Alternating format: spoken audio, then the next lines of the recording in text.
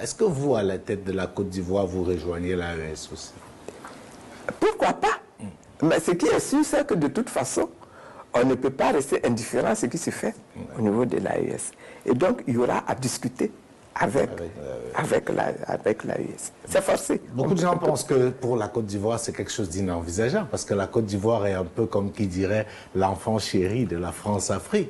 La France a tellement d'intérêt en Côte d'Ivoire que laisser la Côte d'Ivoire prendre le chemin qu'a pris les pays de l'AES ne semble pas quelque chose d'envisageable. Mais la Côte d'Ivoire ne vit pas sur la Lune. Elle vit dans la sous-région. Et elle est obligée même d'avoir des relations avec ses voisins, d'avoir de bonnes relations avec ses voisins. Sinon, comment est-ce qu'elle va s'en sortir toute seule avec la France? C'est pas possible. La France est trop loin. Alors, comment vous avez vécu ce vent qui souffle en Afrique, cette nouvelle dynamique qui a vocation à tordre le cou à une forme d'impérialisme qui perdure? Comment est-ce que vous avez ressenti ce vent-là? Mais c'est le vent de l'histoire. Je pense que c'est la saison. C'est une très bonne saison pour l'Afrique. Et cette saison-là, il faut la consolider.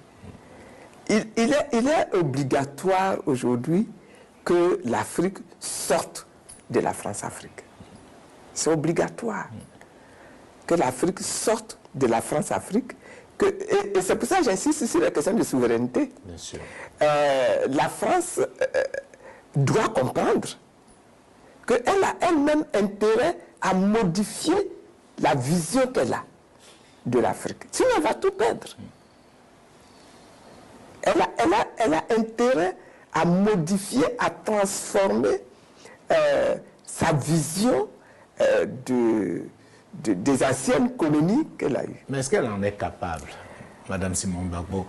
La France est une puissance sans dessus, ça ne date pas d'aujourd'hui. Est-ce que la France peut vivre indépendamment de l'impérialisme? La France d'aujourd'hui, là, ne peut pas. Mais la France, qui est un pays peuplé d'hommes et de femmes qui veulent s'en sortir dans leur destinée, dans leur vie, vont être obligés de changer de paradigme. Ça va s'imposer. Si les Français n'ont pas le courage de le faire aujourd'hui, mais les réalités historiques vont les obliger à faire cette mutation-là. Alors, dans cette même dynamique, comment vous avez accueilli l'annonce du Tchad et du Sénégal vous voyez, par rapport notamment aux bases militaires françaises? C'est pour ça que je dis que c'est la saison.